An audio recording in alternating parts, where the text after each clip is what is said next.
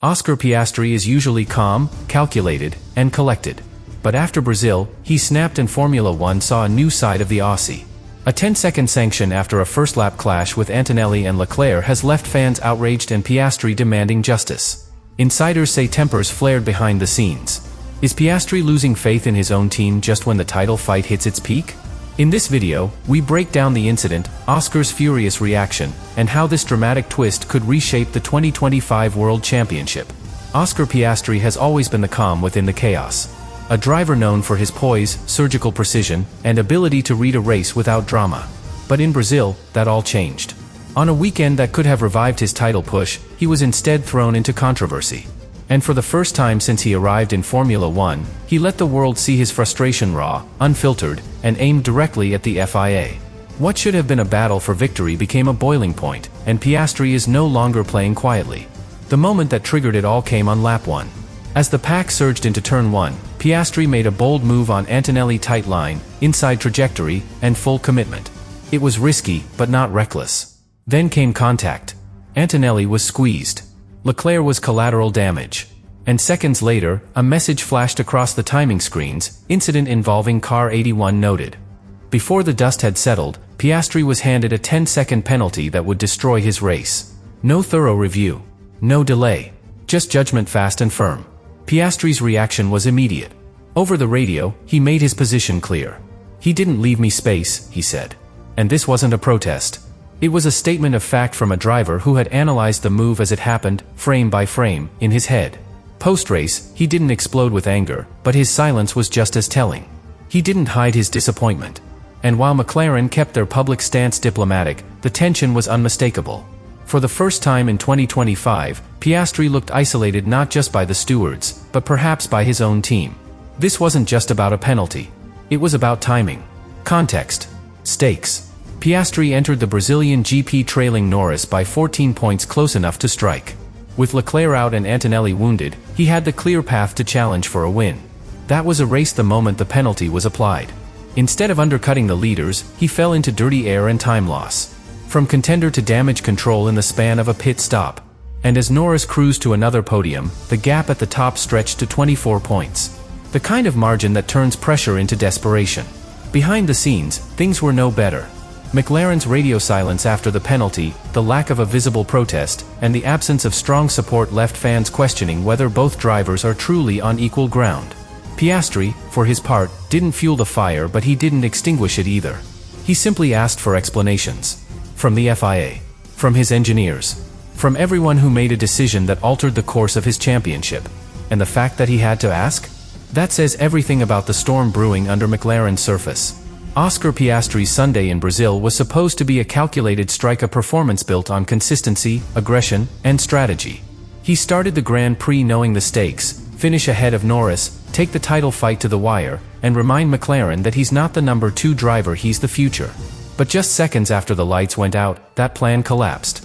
A moment of hard racing turned into a chain reaction that the FIA labeled avoidable, and with one ruling, his entire race weekend was rewritten. The 10-second penalty wasn't just harsh. It was race-defining.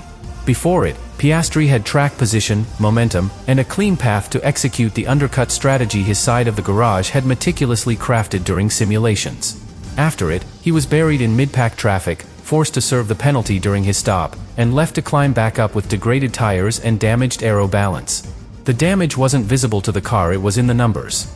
He lost nearly 20 seconds of clean air advantage, and in F1, that is a death sentence to strategy. What made it worse was the context.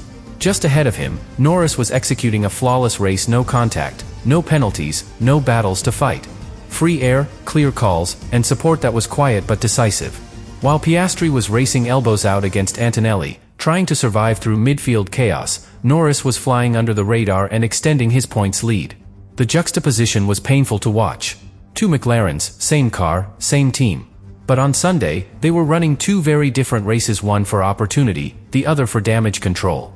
McLaren's public response didn't help. There was no strong protest lodged, no replay shown in the media pen to defend their driver. While Ferrari immediately came out in defense of Leclerc and Mercedes called the incident aggressive but fair, McLaren's silence said too much. And that silence echoed across the fanbase.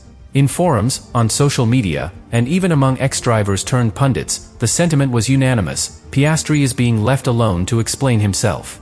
And in the political cauldron of Formula One, perception often becomes reality. This was more than just a 10-second penalty. It was a signal. A signal to Oscar, to the paddock, and to the fans that the FIA would not hesitate to penalize hard racing, especially if the optics looked bad. But it was also a signal that McLaren, intentionally or not, is failing to shield both drivers equally in public battles. And for Piastri, who has built his reputation on maturity, team-first humility, and clean driving, that signal felt like a betrayal of the values he brought to the team. Now, with just 3 races remaining, the points gap to Norris is no longer just numerical, it's emotional. It's strategic. It's symbolic. Brazil wasn't just about lost points. It was about lost protection, lost confidence, and a moment where one of the most talented young drivers on the grid was left to carry the weight of the incident alone. And as we've seen with champions before, from Senna to Alonso, when a driver feels like the system is against them, the gloves start to come off. From the moment the penalty came down, the McLaren pit wall was thrust into crisis mode. On paper, a 10-second sanction is recoverable with the right strategy. But in reality, it creates ripple effects no simulation can predict: tire offset, traffic windows, and most critically, the collapse of the original race blueprint.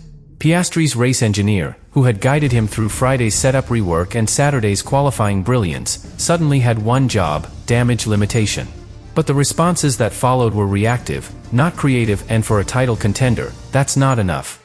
The radio exchanges between Piastri and the garage told a silent story. Short, tight, almost robotic messages replaced the usual calm back and forth.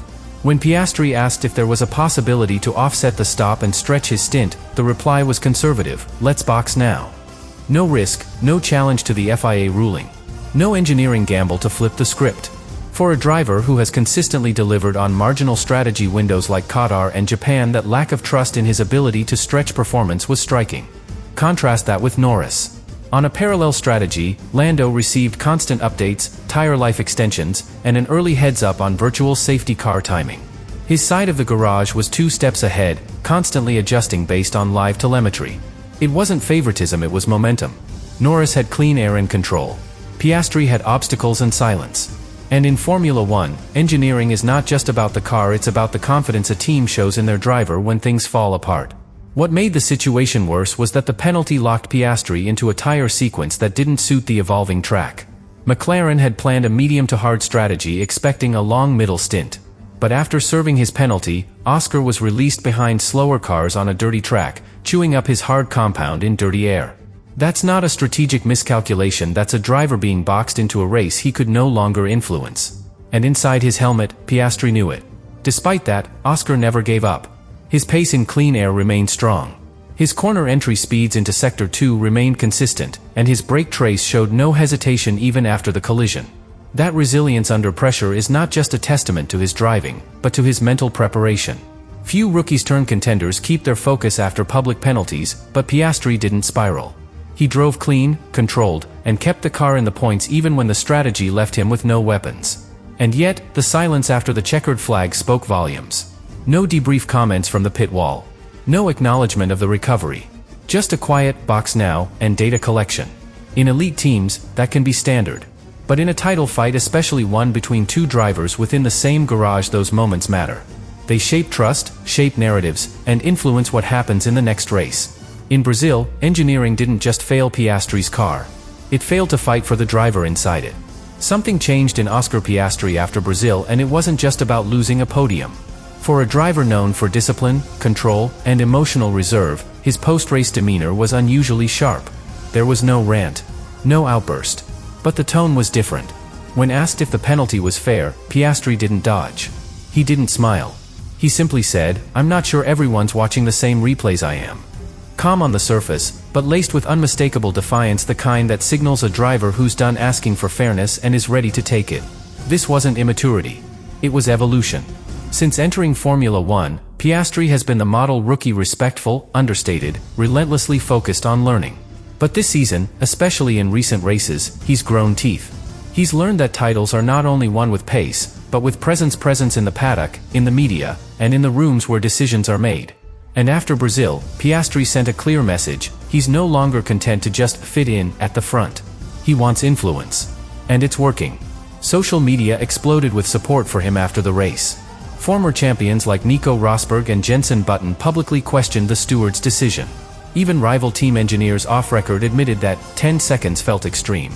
In a sport where perception creates pressure, Oscar is beginning to master the off-track game. He knows the FIA responds not just to data, but to headlines. And when a quiet driver suddenly starts making noise, people notice and they listen. Inside McLaren, the dynamic is shifting too. Sources within the team say Piastri has begun asking sharper questions in strategy briefings, pushing back on tire plans, and requesting access to deeper analytics. Not in protest, but in preparation. He's no longer content with being told how the race will play out. He wants to shape it. And while that may cause friction, it's also what separates drivers who follow orders from those who lead eras. His rivals are paying attention. Lando Norris may hold the points lead, but he now knows Piastri will not back down.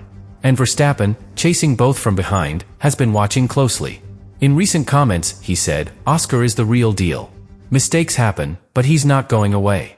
That's high praise from a three-time world champion who doesn't hand out compliments lightly.